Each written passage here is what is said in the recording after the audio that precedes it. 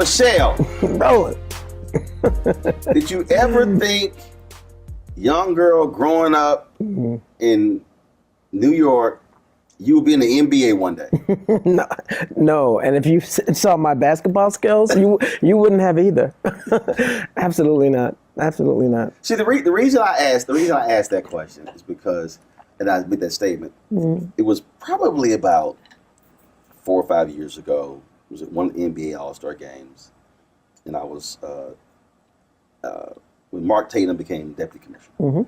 I said, Mark, I really think y'all should do a different set of NBA All-Stars. He was like, what do you mean? I said, you should do. I said, especially for young black kids. Here are these NBA All-Stars, these African Americans who don't bounce a ball.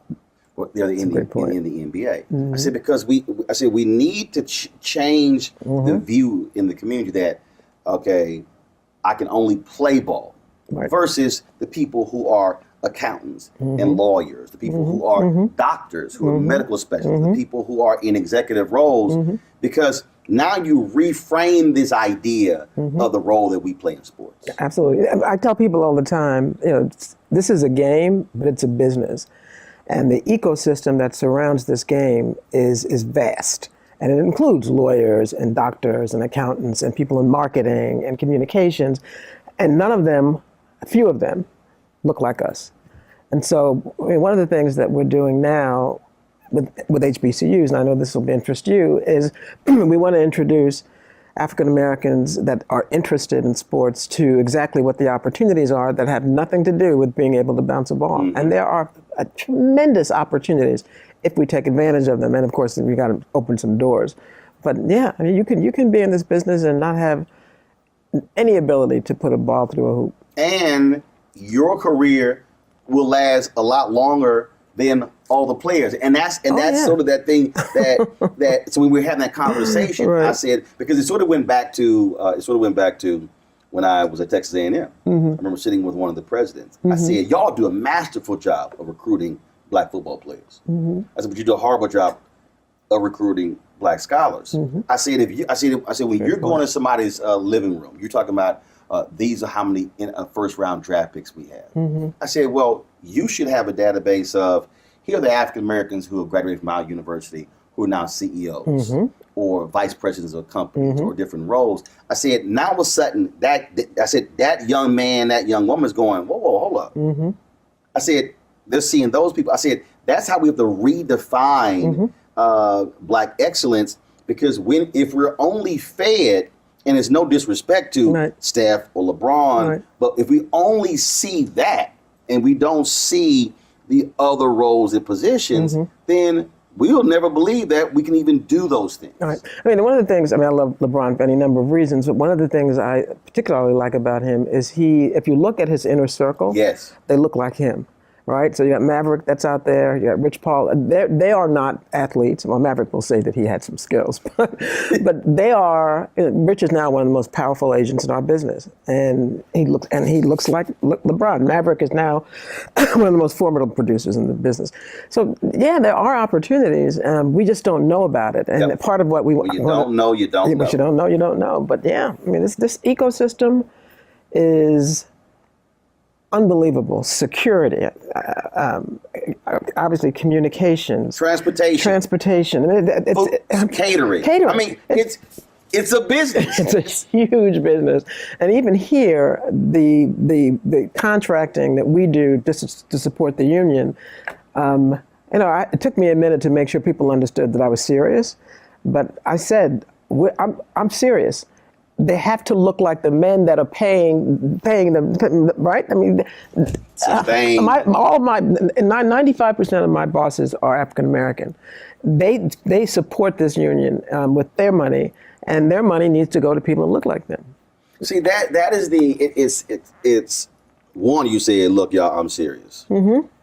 But what that actually requires, it requires somebody coming in and saying, oh, y'all thought I'm cool with status quo. Right. I mean, when we talk about this battle that we've been in, fighting for dollars for Black-owned media, mm-hmm. it's sort of the same thing. The mm-hmm. argument I go in saying, this is your black market share. So can you explain to me why this is your black market share, right.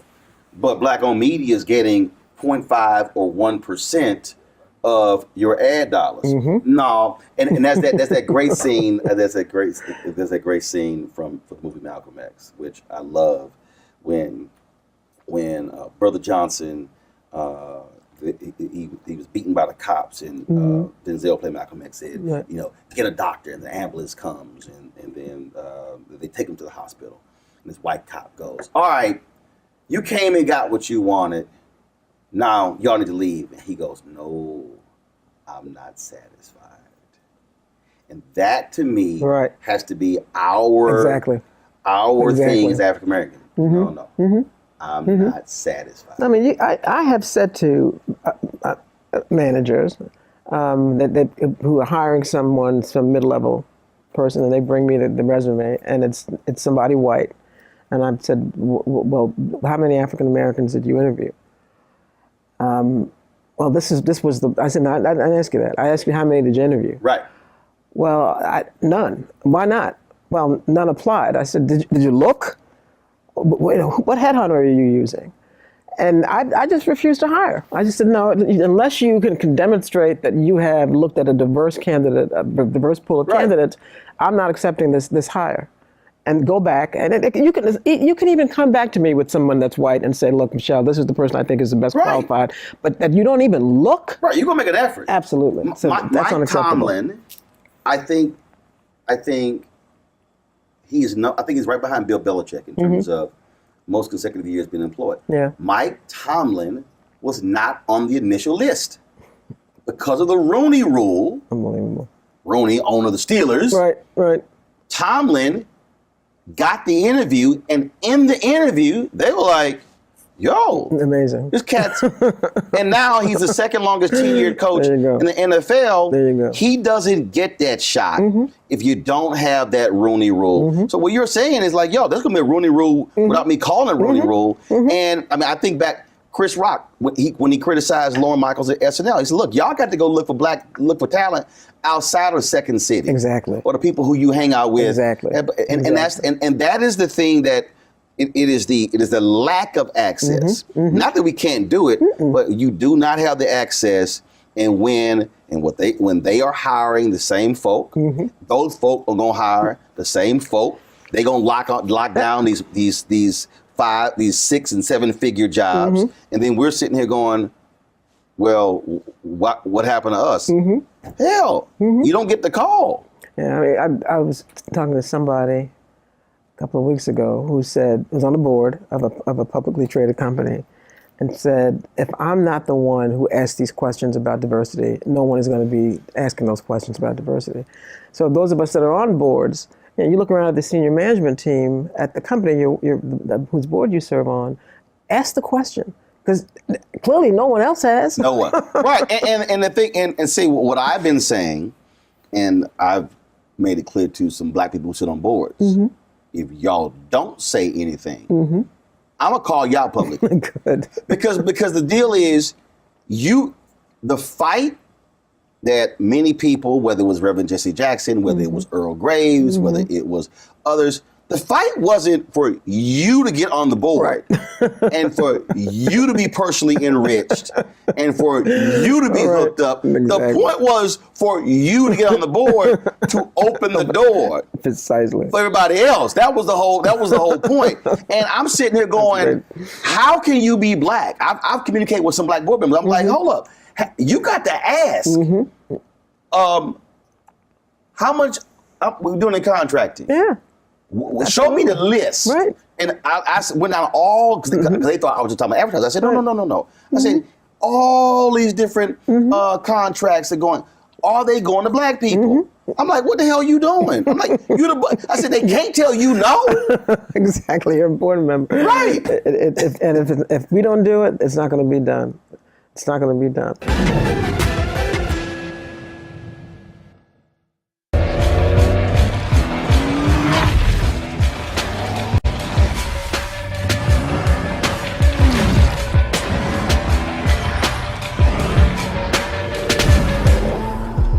Pull up a chair, take your seat. The Black Tape with me, Dr. Greg Carr, here on the Black Star Network. Every week, we'll take a deeper dive into the world we're living in.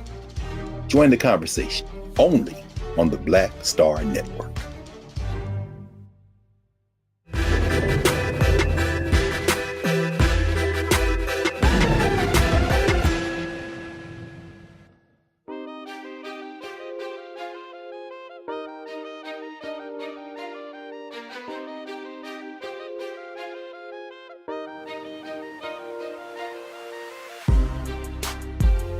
I got on the board and they stupidly made me head of the, well, I say stupidly, but not really, asked me to chair the Nom and Gov committee. I said, okay. We got 2 new black board members. Right, which we can have more than one. That's the other thing. Because I'm not here to just be the fly in the buttermilk, right? I said, if you're bringing me on because you want to check a box, then bring somebody else on. If you're bringing me on because you actually care about diversity and inclusion and want me to help you, then we've got a deal. But I am going to do this. Understand? I'm going to do this. And so, so far so good. But it scares me a little bit when I think about the number of places that we don't have an ability to make a difference, and then the opportunities that we ignore because we're so thrilled that we're in the room, right? Yeah. But my view has always been, let me in the room, then. Well, what's that James Brown saying? See, James Brown's song, "Don't hand me nothing, just open the door, I'll get it myself." And see, and that's it. Bob Johnson had he said, you got to be in the deal flow. He said, bottom line is, if you're not in the room, you're not in the deal flow. You're not aware of the conversation. You're not aware of, and not even at the board meeting, it's the conversations when you're traveling there, when you're eating, and then, dinners. Hey folks, I want to bring you in on this deal or this deal, and that's where it operates, because the frustration when we talk about when you said 95% of my bosses are black. When we think about black-owned business, and frankly, I'm gonna call this a black-owned business. It is. 95% of black-owned businesses in America, $5 million in revenue or less. Pre-COVID, we had 2.6 million black-owned businesses. 2.5 million had one employee. Doing an average revenue of $54,000. Wow. So when we talk about our ability to create jobs and create wealth, we're talking about literally 95% of all of our black-owned businesses really not been sole proprietors. And I'll hear sisters say, "Oh, black women are starting business at a fast rate." I said, I said, y'all, no disrespect to any of them, it's not a business if it's just one person. And talk about small business. Wow. Right. No, it's not. You're just paying yourself. Right. And then what happened when COVID hit? People are like, well, 41% black businesses lost. I'm like, yeah, because you got to go back to that other number. So we couldn't apply for PPP loans because that required you to have full-time employees. I didn't even know that. Wow. Yeah, you couldn't even with me, I had, at that point, I think I had 11, but only 5 were full-time. I had others who were contractors who worked every day. Apply for that. The PPP loans did not apply to contractors. So we could have submitted a $260,000, $280,000 request, only submitted $38,000. So again, how the rules are set up. So if we don't have, that's why for me the biggest thing is capacity. Capacity. How has that been for you also in working as executive director, getting even your players to understand capacity. That this is not just about even just the years that you're playing. I'm going to tell you, one of the things that I confess surprised me when I first got the job. And I knew they had to be smart. I mean, you can't just be talented and be able to survive and have a career in the NBA. So I knew they were smart. I didn't realize how business savvy many of them were, and many of them are. Because if no other reason, they get it. The average tenure here is 3 years. And not everybody plays 20 years, and these guys know that. And so there's a certain urgency about expanding their ability to generate revenue beyond the time that they're going to be actually bouncing the ball. And so they kind of get it. I mean, they're now, who would have thought that athletes would be talking about creating a fund where they could both individually and collectively invest some of the money they have now for tomorrow. I mean, they understand generational wealth and what that could mean in ways that I didn't appreciate, and I suspect most people don't appreciate about them. So,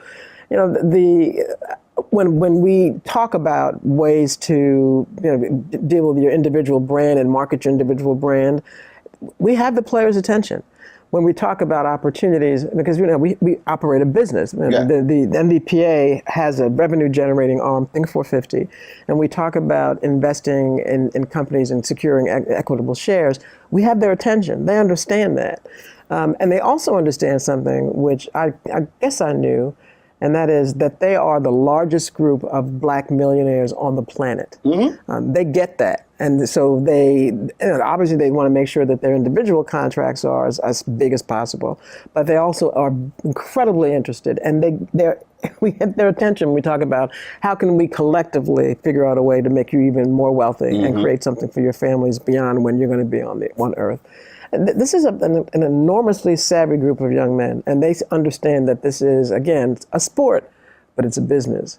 And I'm impressed every day when I think, okay, they're spending too much time thinking about the damn ball. No, they're not. They're thinking about tomorrow in ways that many young people don't. And the thing that for me I think is important, because it's very interesting when you study fans, because your fans are very emotional about their city and their teams. But what this culture has created, players have turned out to be villains oftentimes. It's true. When they decide to hold out, demand a new contract, demand to be traded. And we look at these owners as these pillars of the community who we love and adore, and folk, well, they turn to the players. We pay your salary. And all the time I'm going, but y'all ain't saying nothing to the billionaire sitting over there. Not a word. But you mad at these guys right here, and the point you just made, look, it's finite. What did Chris Rock say? He said, no, Shaq ain't rich.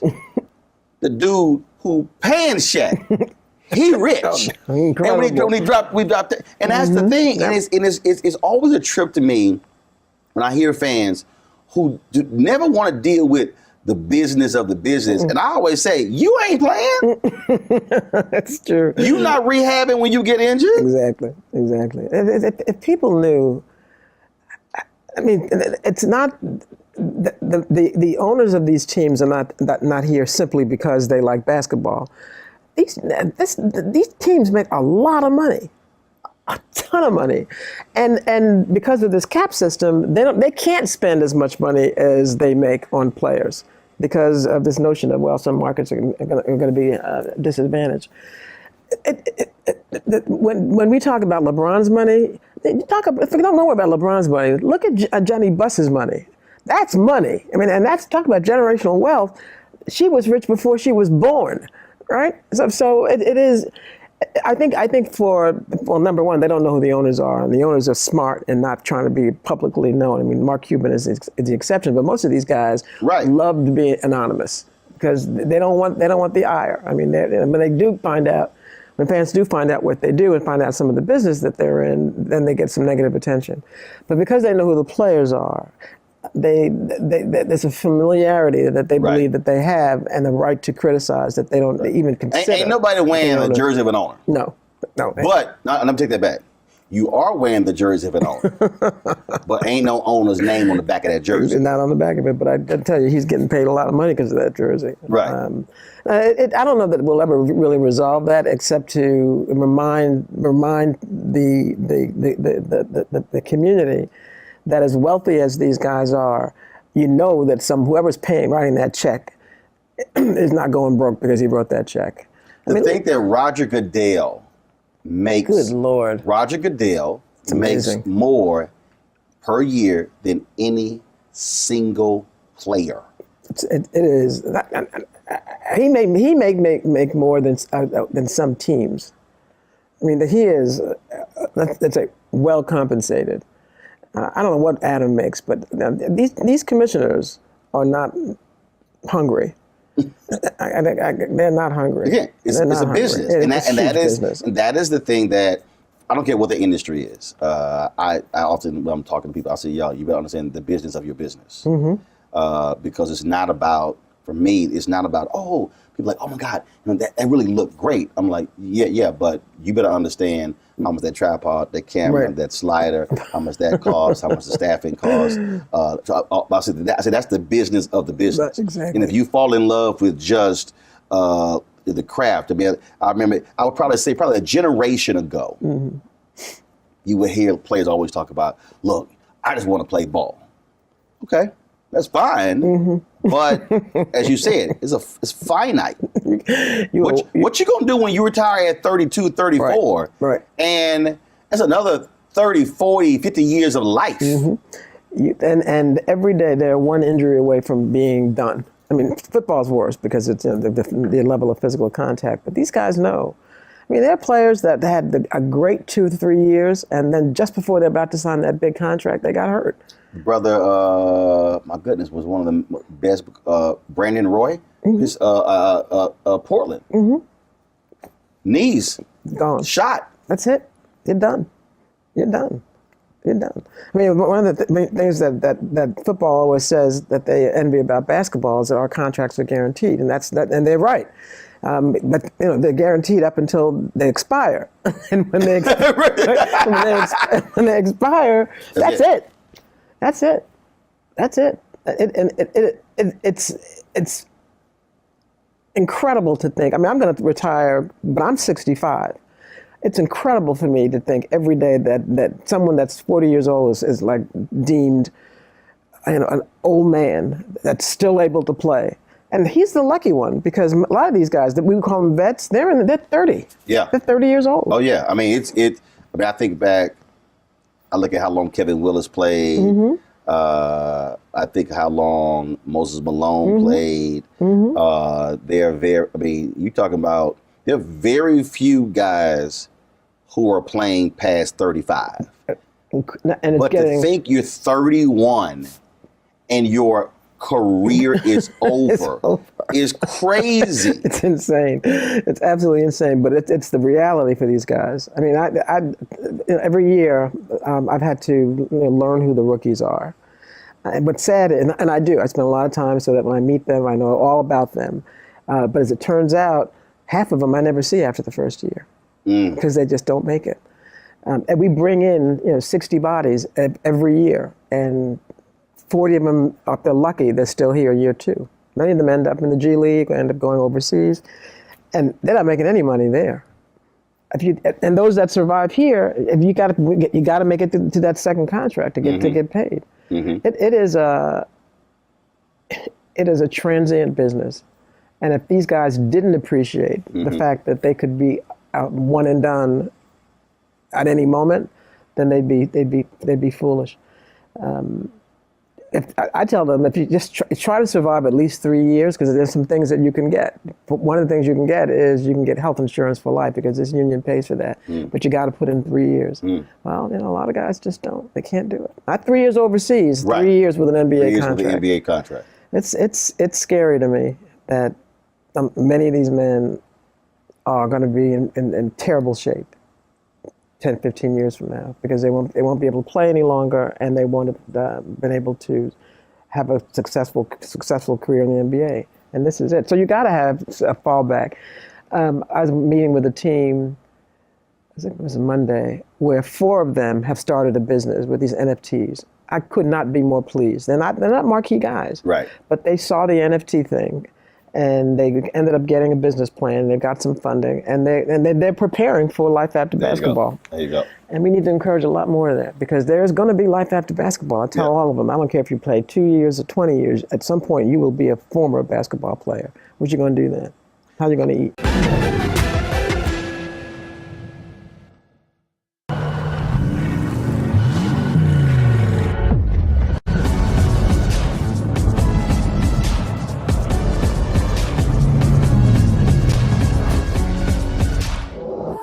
Don't you think it's time to get wealthy? I'm Deborah Owens, America's Wealth Coach, and my new show on the Black Star Network focuses on the things your financial advisor or bank isn't telling you. So watch Get Wealthy on the Black Star Network.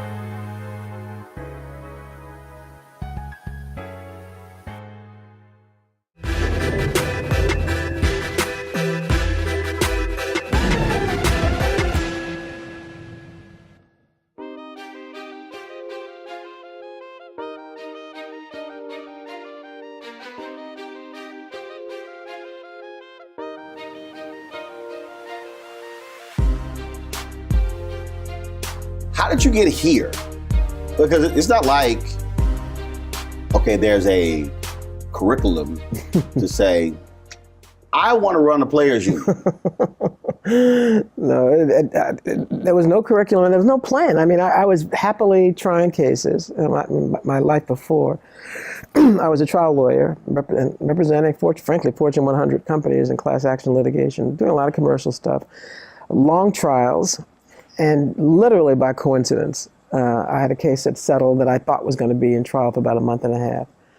And when that happens, you suddenly have a lot of free time. And I had time to read a newspaper, right? And I read about my predecessor being fired. And to be honest with you, Roland, I wasn't even aware that there was a Players Association. I mean, I didn't know they were unionized. I had no idea. I said, oh, they got a union? That's cool. I didn't know anything about this union. The only union work I did, I represented union officials who were indicted. So I had no labor law experience to speak of. So I'm reading about this, and I always loved basketball. I never played, but I always loved basketball. And so when I read about it, I said, that's a cool job, man, wow. And I knew the guy that had the job was a lawyer, and I said, wow, that's an interesting thing. And I just knew they'd find someone within a couple of weeks, months, whatever, to replace him. Put it away, didn't think about it. And maybe 4 or 5 months later, read again that they were still looking. And I said, what? They couldn't find. Well, I said, what's up with that? And only because of the internet did I have the ability to take a look and just look under the hood. And I said, that's a really cool job. I can play with players. And I began to understand the business a little bit more. And the more I looked at it, the more I said, Michele, you can do this. And then I said, no one can do this better than you. Hell. And then when I found out the players interviewed you, that's all I needed, right? I said, okay, good. So I'm going to be interviewed by Steph Curry, Chris Paul. I couldn't wait. And of course, work as a public defender, you were used to working with brothers. Oh, absolutely. And it was, and to be honest with you, it was a way to return to working with brothers, because after being a public defender, I went into different areas of the law. And by the time, before I got to this job, I was representing, again, Fortune 100 companies. Weren't a whole lot of people that looked like me. They were my clients. Not Fortune 500. No, 100. Fortune 100. Ones are really being sued. 400, I ain't even talking. Yes, yes. I was at Skadden, a large law firm, and you had to be Fortune 100 to be able to pay our fees. So it was a way to get back to working for individuals again, and then black people. And the minute I started the interview process, I said, I got to have this job. This job is mine. How long was it? How long was that? So first of all, how did you just like, hey, I want to apply for this job? Well, I found out that they had a search firm, right? So I contacted the search firm and said, I'm just curious. And the guy that was running the search, coincidentally, that's what he said at least, was going to be in D.C. I lived in D.C. at the time. Was going to be in D.C. visiting his parents, and said, "Do you have time for a cup of coffee?" I said, "Sure." So I had coffee with him, and at that time, I was telling him, well, I'm just curious. And he had done some due diligence on me, and he said, "Look, if you're really serious about this, you need to make up your mind because we're down to the last couple of candidates. I'm going to present to the executive committee." I said, "Well, I'll let you know." He said, "Well, let me know by X, like Friday." And I was like, "Who are you talking to? Let you know by?" So I said to him, I said, "Look, I got a pretty nice gig, so if I do this, it's going to be something I'm going to do, but I can't be rushed." He said, "Well, I'm just telling you that if you want to do it." You're like, you call me.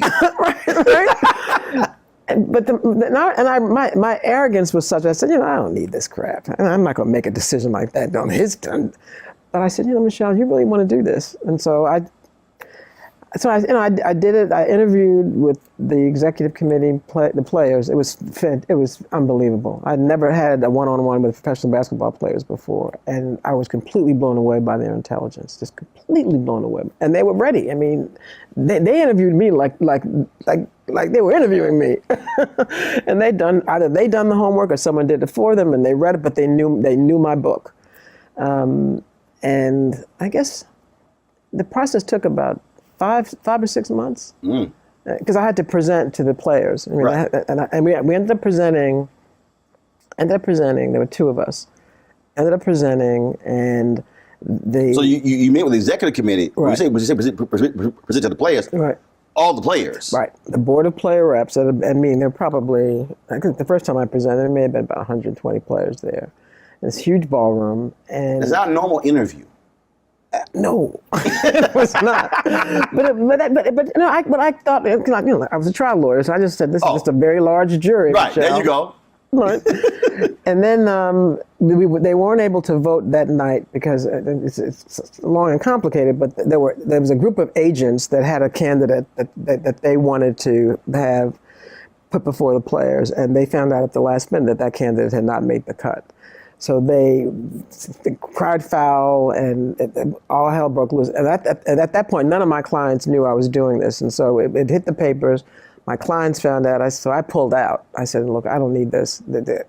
And then my clients were like, "Michele, this is great," because they're all men, right? So they all thought that was the greatest job in the world, all these general counsel. And so I said, "Okay." And then a couple of the players called me and said, "Please stay in. We're going to get through this, but it's just." And so I made the cut again, and then presented again, and then they voted me in. It took about 6 months, though. It was. I'm not gonna lie. It was a blast. Because the players are just fantastic men. They're great men. I'll miss them. I mean, it was funny when you said, "All right, this is like a jury." It really was. Like, I'm gonna pat myself a little bit on the back. I had a bit of a following in D.C., so it would many times be standing room only to come into my courtrooms and watch me work. So I was used to it. Mm-hmm. And then all of a sudden, then you get in. But what was the learning curve for you? Because again, first of all, you said, "Look, I just read it in the paper." Right. Now all of a sudden, you come in and you're representing all these players. Right. And yes, you work with Fortune 100 companies, but this had to be totally different terrain. Yeah, I mean, as much as I thought I knew, if I'd known how little I knew about about the business, I probably would have not have done it, which is too bad because I think I've done it well. But it took more than a minute. And there were several things that were going on. I mean, they voted me in, but there was still a lot of bad blood because of what happened with my predecessor. Mm-hmm. So I and the team that I ultimately hired had to spend a lot of time, just gaining the trust and credibility of the players. But on top of that, I mean, you can read about the league and there's org structure and the history of collective bargaining all day long, but until you're in those rooms with these men, principally men, you don't know what you don't know. The good news is, I've got it's not gotten me in trouble yet, but I've got an arrogance about my ability to manage, right? That I'm not intimidated by it. I mean, I just work harder, right? And so, I don't think there are things that I've learned yesterday about this business, even though I've been doing it for over 7 years. And if I stayed, I'm sure I'd learn more. But like anything, if you work hard enough, you can figure it out. And if you don't allow the kind of nonsense that is normally put in front of us to get in the way of your confidence, then You can do it. And then I got to say, I've had the support of the players in ways that I think I've earned, but without their support, it would not work. I mean, the league understands that I always tell the league, I take orders from the players, and I do, but I'm a trusted advisor. And when the issue comes up, when they ask Michele, what do you think? They really care what I think. Right. The league now has learned, they didn't know because they didn't know me and I was new, that what Michele thinks is probably going to end up ruining the day. So we need to respect her and get her on our side. And if we don't, then we know we're not going to prevail. I mean, I've had them try to go behind my back and talk to players. That never works. It's amusing because the players always call me and say, so and so called me. And I say, yeah, I thought he might. So it's not easy, but nothing worth it is. I mean, I've never had any job that I thought was easy. When I thought it was easy, I left. What's the point? But this is even more different because you have this thing called the NBA, but without the players, there is no NBA. There's no league. So you're talking about partners, but unlike another business, it's really two separate businesses. Or if you want to use all the teams of individual businesses, it's like no, you got the players, then there's the league, and without the players, ain't no league, and without the league, player got nowhere to play. So you've got to, these forces have to merge, and y'all got to come to an agreement in terms of how we're gonna move forward. That's a whole lot of dancing and quite, delicate dancing that you have to do. It is, and the leverage. You're right. The leverage that the players have is that we cannot be replaced. These are the best basketball players on the planet. If the league can't say, okay, you're all fired, we're going to get some more. Right? Who's watching that, right? Right. Right. No one's going to do that. The leverage that the league has traditionally had is the money. Power. Right, because when they lock the player, right, you can't get paid if you're not playing, and that's the deal. So the dance, if you will, is to make it not worth their while to lock us out. Right, this game makes so much money. When I negotiated the CBA in 2016, the game was they just negotiated this big TV deal. And everybody was popping champagne. I'll give it to the league. They won. That's a good damn deal. And I said, no one's making any money if you try locking these men out. So and it was clear that we needed to get an increase in compensation for the players and some other things we wanted. And I said to Adam, I don't mind a fight. That's what I do. So, if y'all want to lose all this money, y'all want to swing? Right, let's do that. I mean, that's unacceptable. And I said, there's some things you can say are unacceptable, and I think I can probably believe it. But when I say that there's something unacceptable, you should also believe it and figure it out, right? I said, because at the end of the day, I know my guys aren't going to make any money if you lock us out, but you know what else? You're not either. And that's a lot of money. It's right. So much money. And as long as the money is being made, then we are able to act like partners. What's going to be a challenge in this next CBA is that that COVID has hit players and the teams. Right. And there will be some effort to figure out a way to claw it back. And I mean, as happy as I am to be retired, I kind of regret that I'm not going to be able to negotiate the next CBA because it's going to be a fight. Having said that, I'm watching these numbers. COVID notwithstanding, profits are returning, and my view, you don't want to stop this gravy train. Let's keep it going. Let's keep it moving. As you were talking about the money, power, leverage. I use an example all the time. I remember when I'm talking about, I love when people talk about, oh man, this player is the most powerful player. And I was going, no, this player may have the most leverage and influence. And I use the example of Michael Jordan. Jordan was executive with the Washington Wizards. Goes back to play. He's like, okay, I'm coming back to my man. I'm coming back to my job. Abe Powell was like, nah, we good. Here's a $10 million check. Jordan gets pissed off, all upset, leaves the $10 million on the table, walks out. And I tell people, I say, y'all, that was the difference between leverage and power. Right. When Michael was playing, Michael had leverage because he could put butts in the seat. Right. He could sell corporate sponsorships. He can sell suites. I said that was leverage. I said, but the person who owns is the person with the power. That's the truth. I remember I was in D.C. at the time. I couldn't believe it. When Jordan came to D.C., I mean, everybody was making money. Every game was sold out. The team had never made a profit. Right. Every game until he started playing. Every game was sold out. I was a season ticket holder. I had people bidding for my season tickets, right?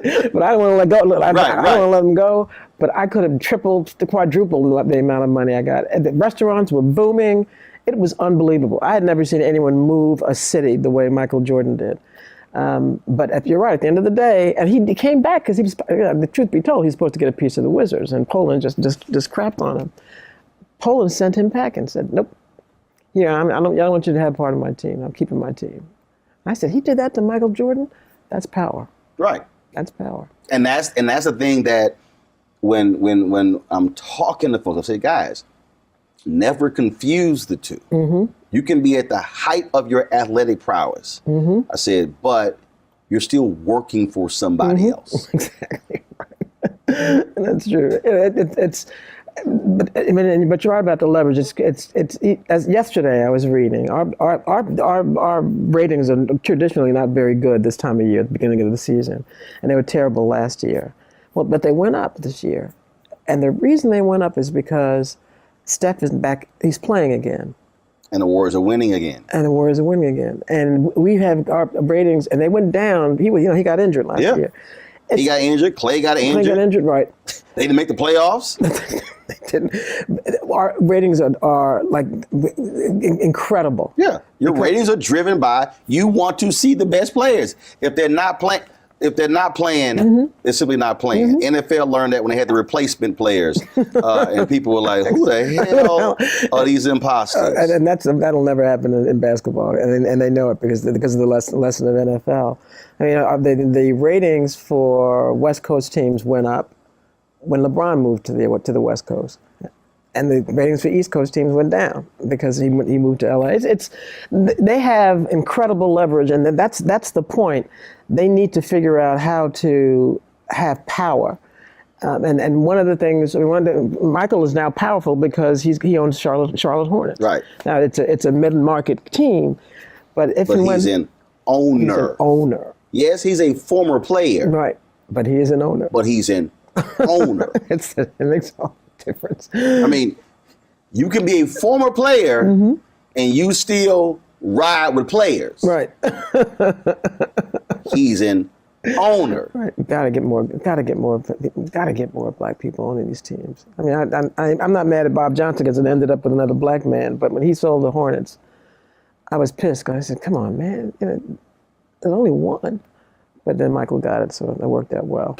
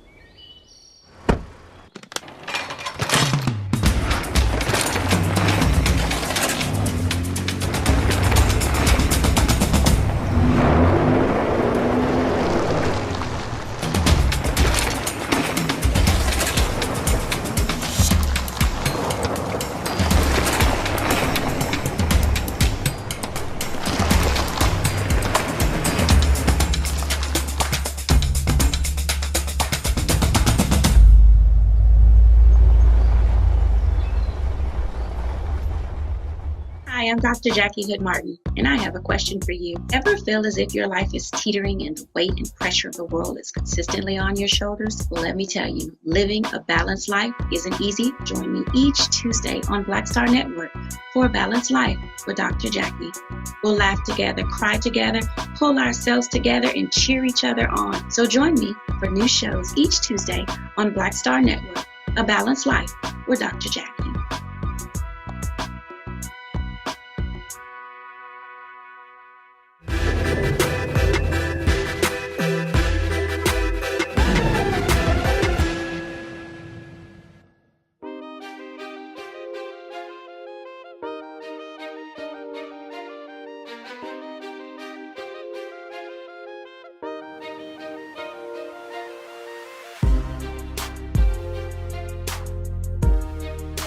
The as you were talking about it, we talked about leveraging that power.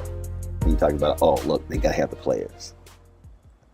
It's one of my favorite movies, primarily because Steven Soderbergh shot the entire movie with an iPhone. But also I love the concept behind it and me sort of being a renegade, a disruptor, someone who, that would be you. That's me. I love High Flying Bird. Have you seen High Flying Bird? Are you serious? I've never even heard of it. Oh my God, I cannot. Okay. Is it a basketball movie? Yes. You're kidding me. Oh, this is crazy. Okay. Andre Holland is an agent. Right. And they're talking about an NBA lockout. I did see that. Sonia Son is playing the role that you had. Right, I did the Players see that. Union. Right, I did see that. First, Right. again, I watched the movie because as a content person, Soderbergh shot the entire movie with I didn't know that. with two iPhone 7s. That's amazing. This is before the iPhone 11, 12. Yeah. Bill Duke, so the classic line, they invented a game on top of a game. But the reason I love that, because the whole thesis of how he brokered a new deal by leveraging the players, saying, you now know in social media, they can literally create. It was these 303 games. They've already sold 20,000 tickets or whatever the heck, and completely word of mouth, whatever. So just again, from how I think about from a business standpoint, when people come up to me and they're like, well, so what, you launch your own show and you just launch your own network, and I'm going, yeah, because I'm leveraging my 3.5 million social media following and now developing these other things, and then pushing advertisers a certain way, saying, now, do you want me to call you out? We can do that. Right. Or we can do business. And I love that. I love it because, again, what it is, what he was saying to players, what he was saying to play in that movie was that you are, in essence, individual corporations. Yes, you are an employer of the team and the league, but you are individual corporations. And if you think of yourselves in that way, it completely transforms your thinking. Right. And that's power. Right. So yes, LeBron works for a team, has leverage, but because he's built these other companies, he's now taking his leverage to create power, send his boys to school, make sure y'all get trained. Now they've created, and so that to me is that's capacity, that's building capacity, that's building power. Yeah, I tell the players all the time, you are the CEO of your brand, of your own company, and you need to figure out a way to grow your revenue, and you can't. No company wants to rely on one source of revenue. There you go. All right. Multiple streams of revenue. There you go. And I think that they're appreciating that. There's always been a threat. I'm told. I mean, I was never in a lockout, but I'm told there was always a threat during a lockout that the players would form their own league. One of the things, and maybe that'll happen one day. Hopefully there will never be another lockout, so they won't have to do that. But when players talk to me about one day I want to own a team, I absolutely encourage it. But I also say, you can start now by getting an AAU team, and they have a whole AAU market that is not people, they're either very good or not so great. But that's how you can start at that level. You may have used this, but so you take hotels. Mm-hmm. So I've spoken different groups, mm-hmm. and I spoke to one group, and they trying to get more black people in the hotel industry. Mm-hmm.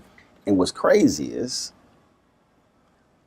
most of the brothers and sisters who want to buy a hotel, they're sort of thinking, let's say the hotel equivalent of an NBA team. Mm-hmm. That is that large hotel that's in downtown Chicago, downtown Houston, downtown, all the different places, mm-hmm.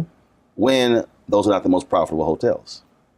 So I'm sitting there speaking to them, and they're like, no. They said, the most profitable hotels is that hotel that's on the highway that's going to have 85% occupancy. Right.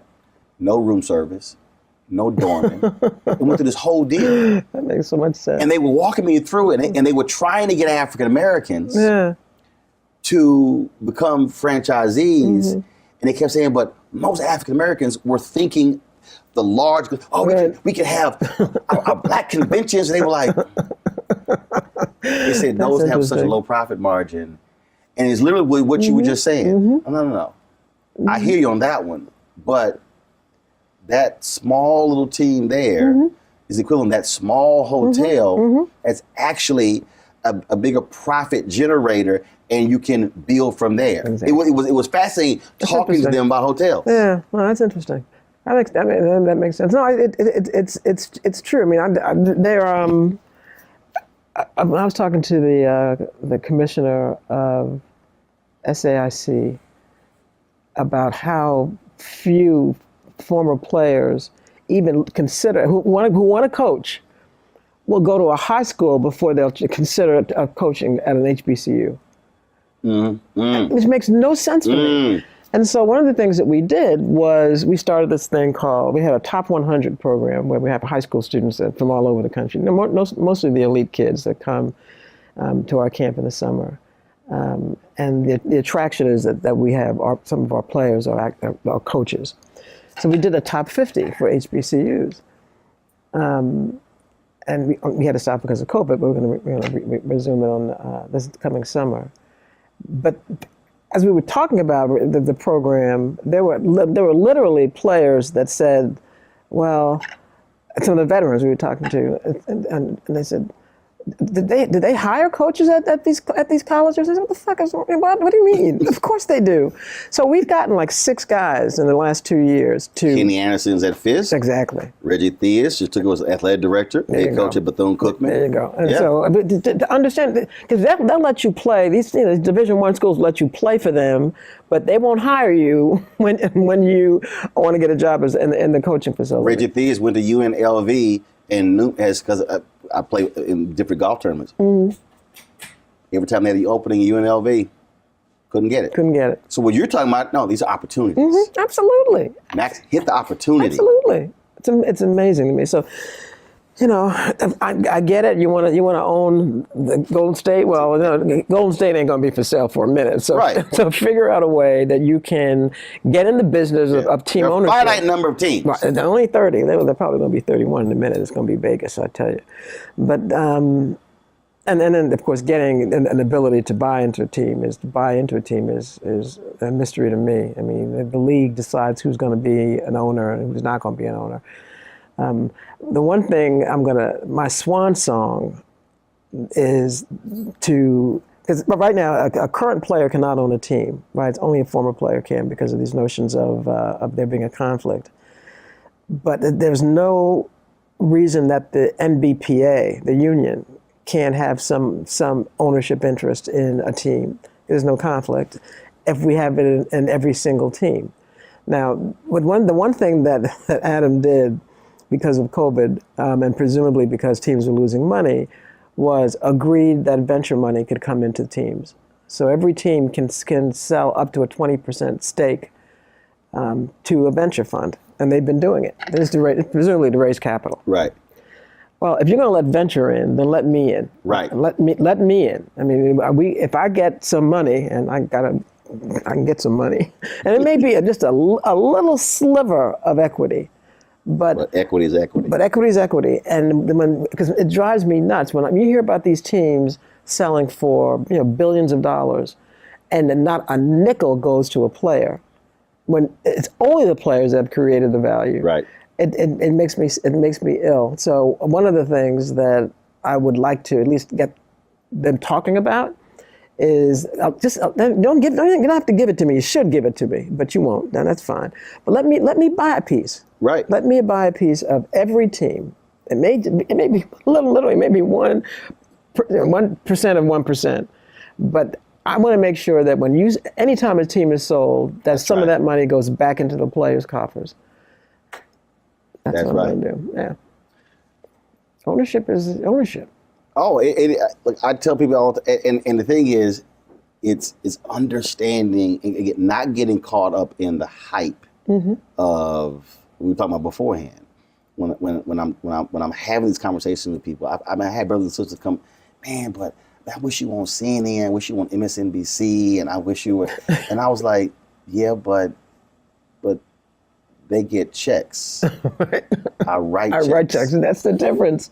That's the difference. But also, I control the narrative. Exactly. I'm not asking permission.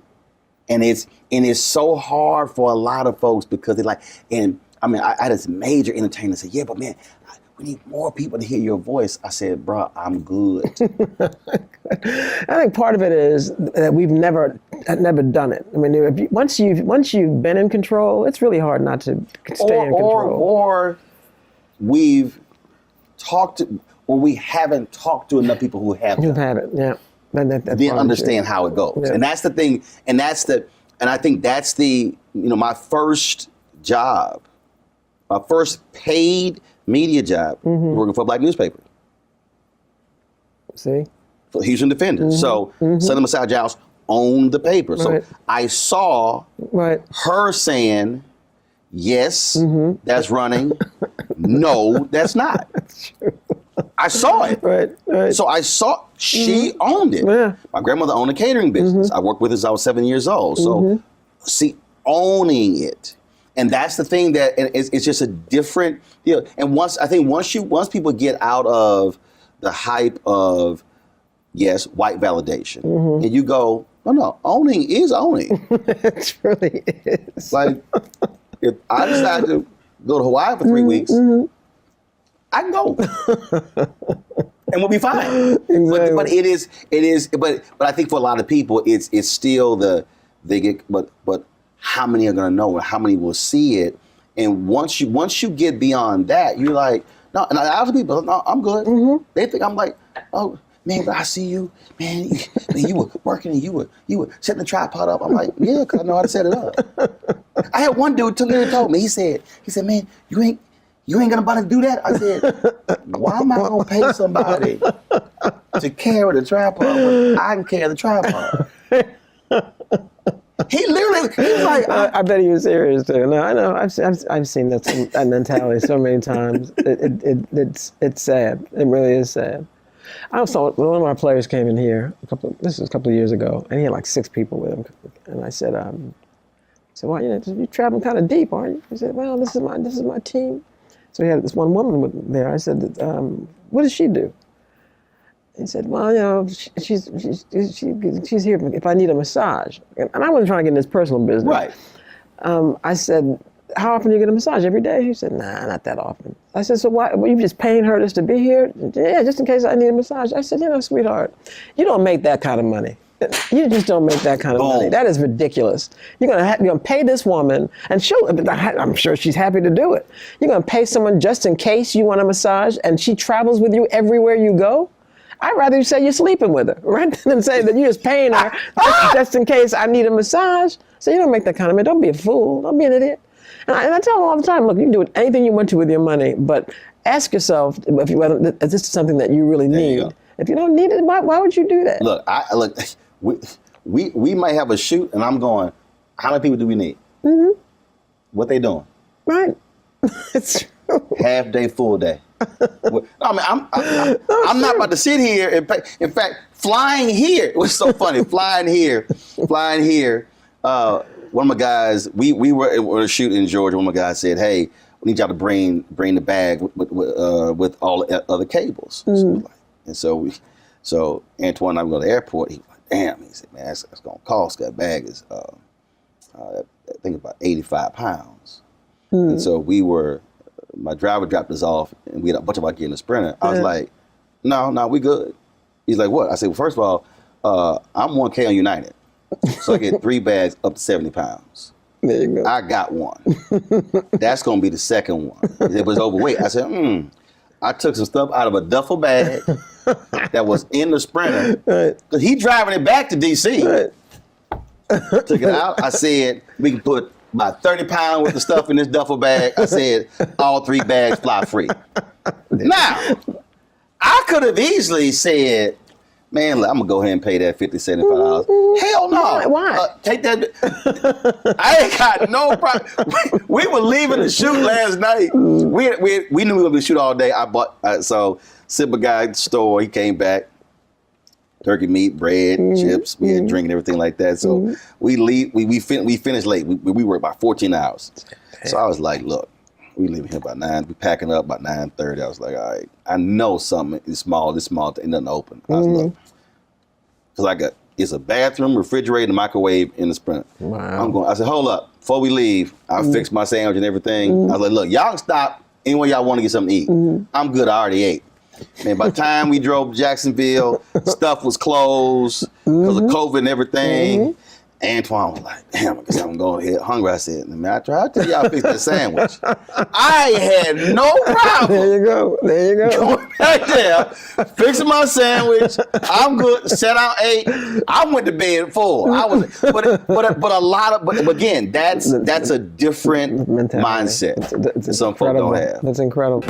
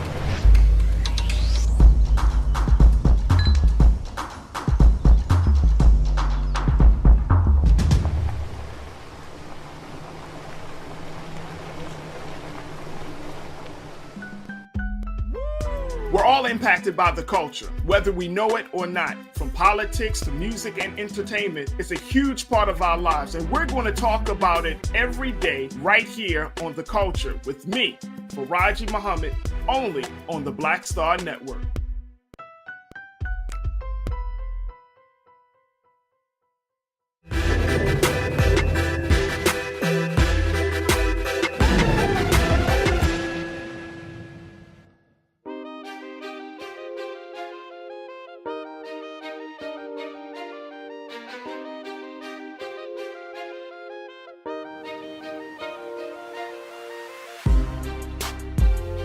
What you want to do next? Not much. I really don't. I believe in retirement. I really do. I believe in. I think I said years ago. I said, I spent so much time working. Right. And I loved everything I've done. And when I didn't, I stopped doing. I did something else. But I did say that if God was good enough to keep me healthy at 65, then I'm going to do whatever I want. And that probably means that no one's going to pay me for that. Right, because I want to do whatever I want, right, when I want to do it, how I want to do it, and maybe not do anything.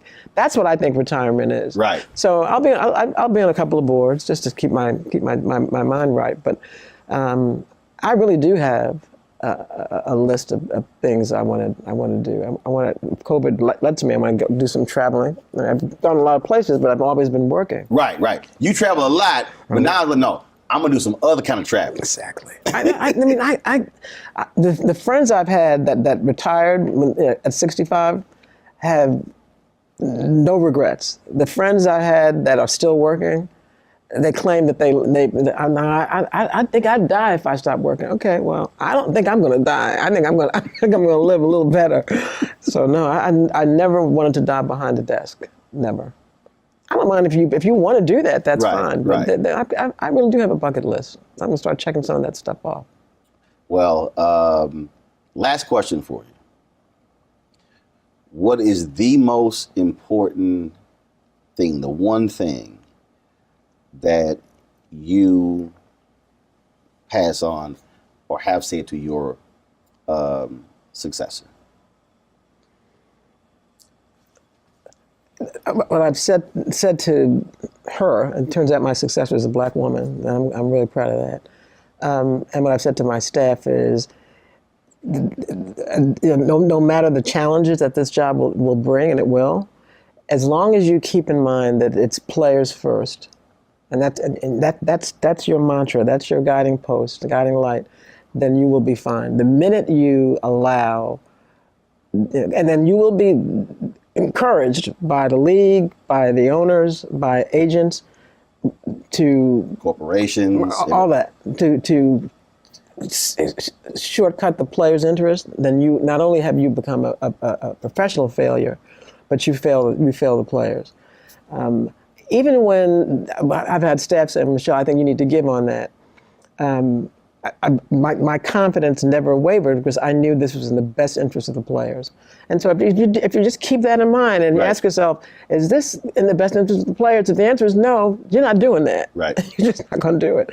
And that's the way I've approached being a lawyer my entire professional life. What's in the best interest of my clients? And I'm singularly driven by that. So if you, it keeps you where you're supposed to be. One final question. If they just hit me. 30 years from now, 50 years from now, 100 years from now, a young girl, young boy, black, white, Hispanic, Asian, Native American, don't matter. They're going to be going, used to be they're going to go through a book. But they're going to be Googling or looking up something, and they're going to come across Michele Roberts. Whoa, that was a black woman? Was it head of the Players Union? What do you want that person to know about Michele Roberts? That she's not special, but had the good fortune of having someone in her life that believed in her and told her, you got to believe in you too. And that was my mother.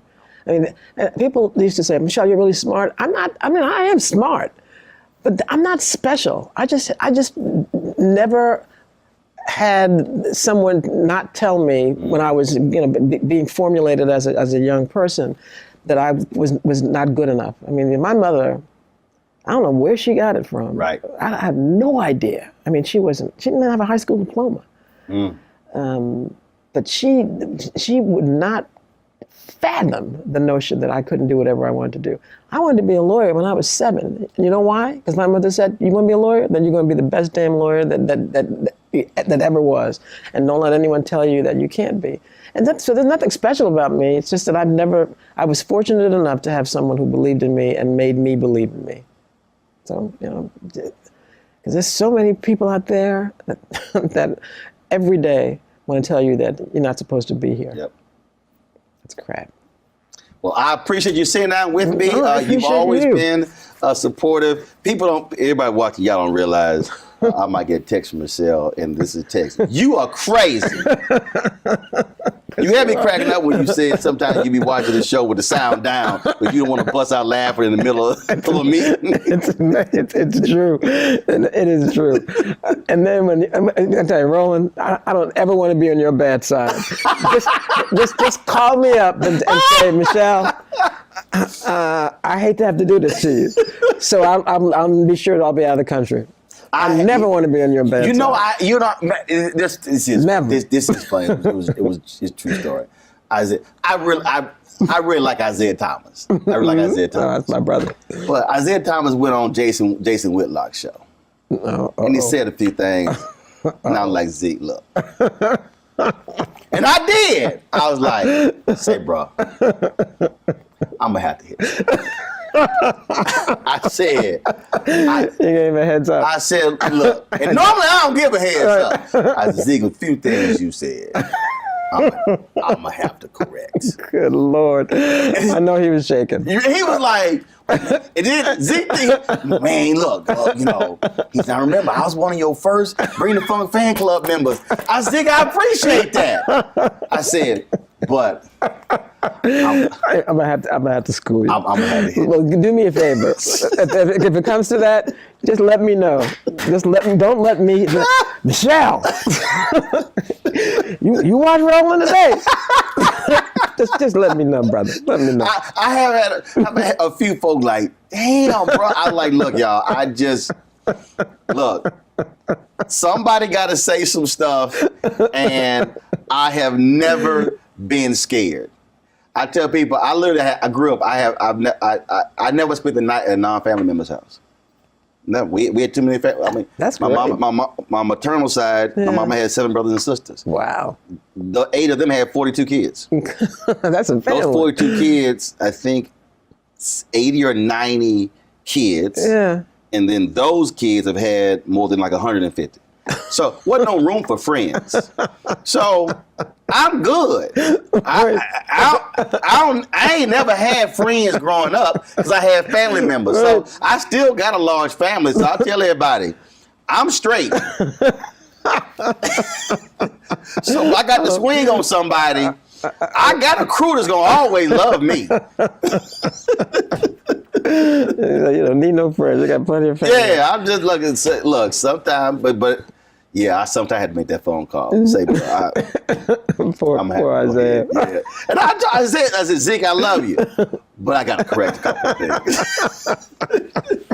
Hopefully he should take my phone call back. I'm like, Zeke, He's a good brother. I was like, next time before you go, call me before you go on. Jason, huh? Now I give a few. Oh yeah, right there. Well, after matter of fact, it was with LeBron when I interviewed Jason.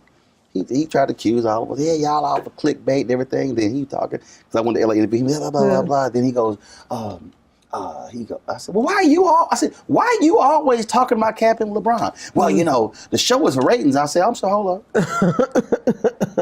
He talked about clickbait. Didn't you just accuse everybody else of clickbait? Mm-hmm. But you just admit you talk about them for ratings. And there's this look. This was a look he gave. Mm-hmm. and I let it sit there. Nobody talked. Mm-hmm. Let it pause. Look on his face. And that look was, he just got my ass. That's exactly what it was. And the look on my face was, I just got you. I was done after that. I'm gonna try to stay out of your crosshair. Michele, I appreciate you. All good. No, I appreciate you talking to me. I appreciate it. Enjoyed it. Mm-hmm.